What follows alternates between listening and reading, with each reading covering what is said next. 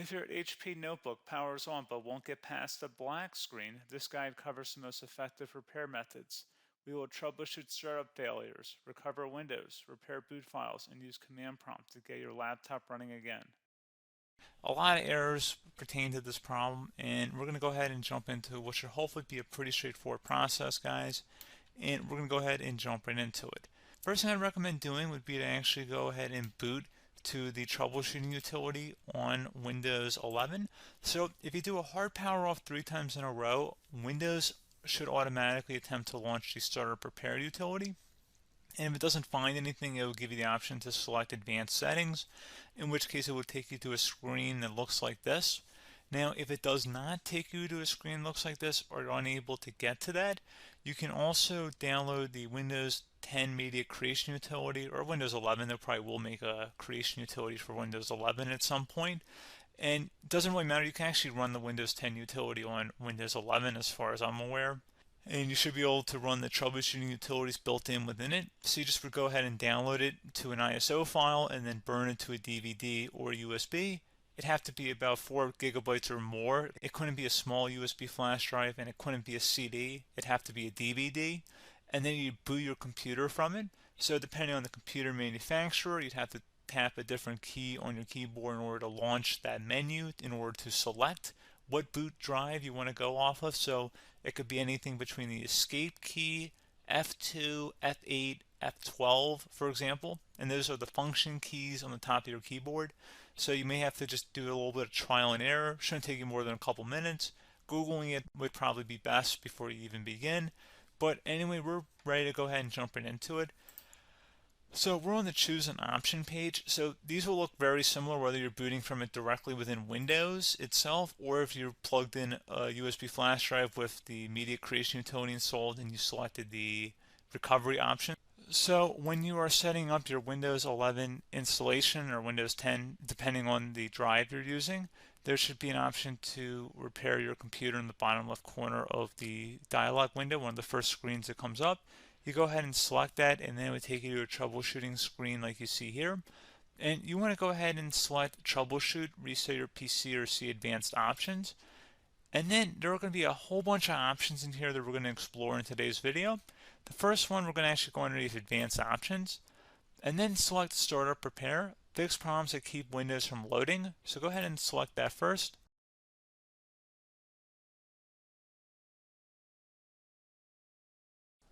Okay, so you can see it cannot repair our PC. That was our first option we could try. Something else, if we go back into advanced options here and then select troubleshoot, we're going to go underneath advanced options again.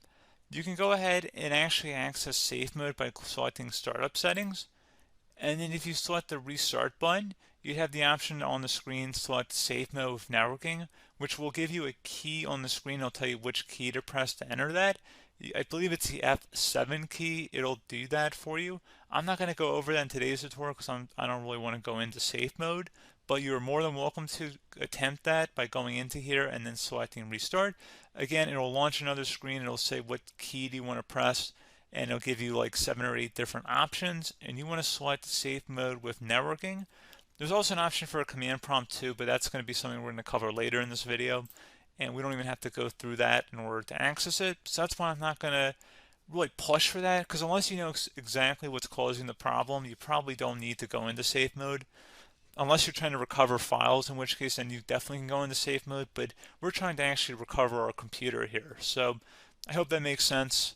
Something else we can also try here as well would be to uninstall updates, remove recently installed quality or feature updates from Windows. So if you go ahead and select that, you can uninstall the latest quality updates, which generally is the more day-to-day updates. Feature updates are the less regularly released ones, like the big ones.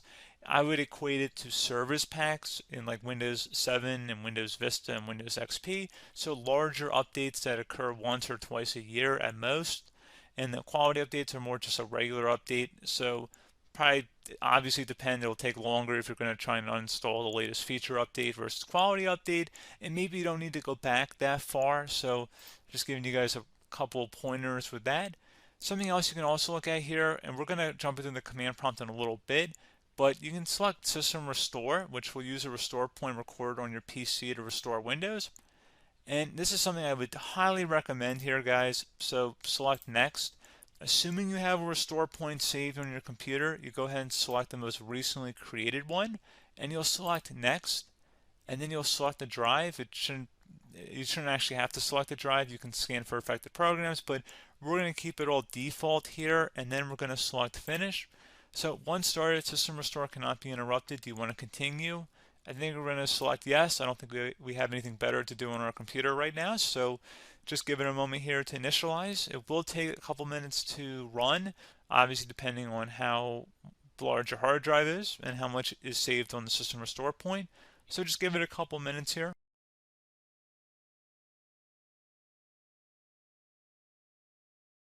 Okay, so you can see the system has been restored successfully. We're going to go over a couple different methods in addition to that if that did not work. So I'm just going to pause the video and we're going to start back up back on the recovery screen that we started with. Okay, so a couple other things we can try here too. If you go back into troubleshoot, you can select reset your PC, let you choose to keep or remove your personal files and then reinstalls Windows. You can select to keep my files, which will remove apps and settings but keeps your personal files. You can also select remove everything, which will remove all of your personal files, apps, and settings. So this is more of a factory reset, the second option here. First option, it should not delete all of your personal files. However, it will pretty much clear most of your programs. And keep in mind, there's no guarantee that your information, number one, is even still available and easily recoverable on your computer to the point that you actually would be able to recover anything. And the second point is that there's always a chance that it won't actually recover and it will just do a factory reset anyway. So there's no guarantee that actually would keep your files anyway. So I would recommend trying to get a recovery tool and backing that up first before selecting it anyway.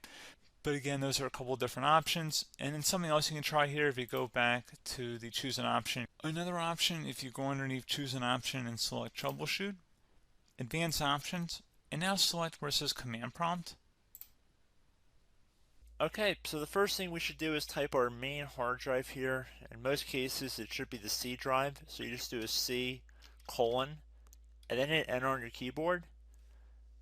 So once you're underneath the C drive, we're going to type in dir and then hit enter on your keyboard. It should have program files, users, and Windows all in there. That's how you know you're in the right directory.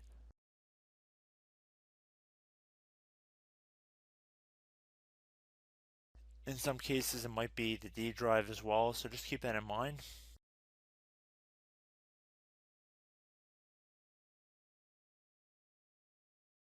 Next thing we're going to do is type in cd space / Windows / system 32 / config,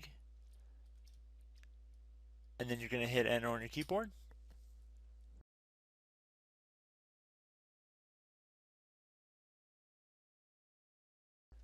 So now you're going to type md space backup. If you've seen other tutorials, it might also say to put down md backup. That's because the backup name is pretty common when you want to back something up. So you can name this whatever you want, doesn't have to be backup. So if you've already made a backup folder in the past, you could do backup 1, for example. So once you're done setting the name you want the backup to be called, hit enter on your keyboard again.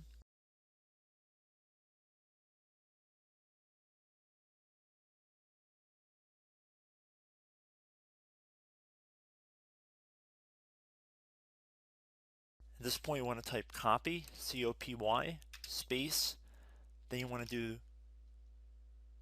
the star symbol above the 8 key, then do a period or a dot, whatever you want to call it, then another star sign, and then another space, and then type backup, and then hit enter on your keyboard.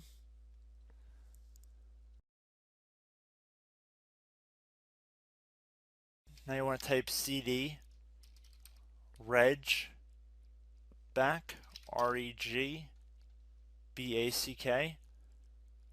and then hit enter on your keyboard. So now that we are under the reg back, so now you want to type dir again, and then hit enter.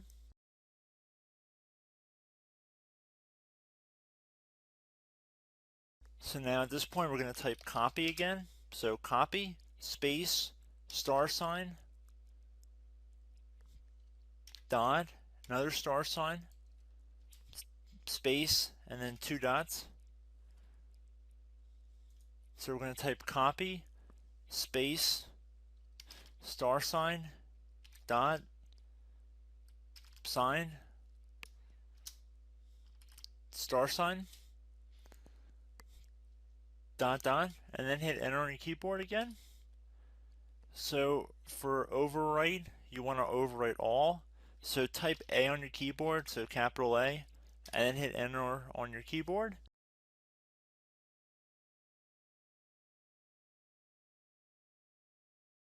So at this point, you should be good to go. You can close out of the command prompt window, and if you accidentally continue to Windows 10, you should be all set. So I hope one of these 3 or 4 different methods we went through in this tutorial helped you guys out.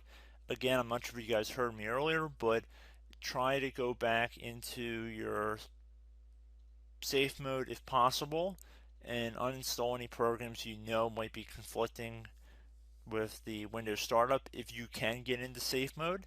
So just keep that in mind. Something very simple like that could be blocking up everything. So again, I hope this tutorial helped you guys out, and I will catch you in the next tutorial. Goodbye.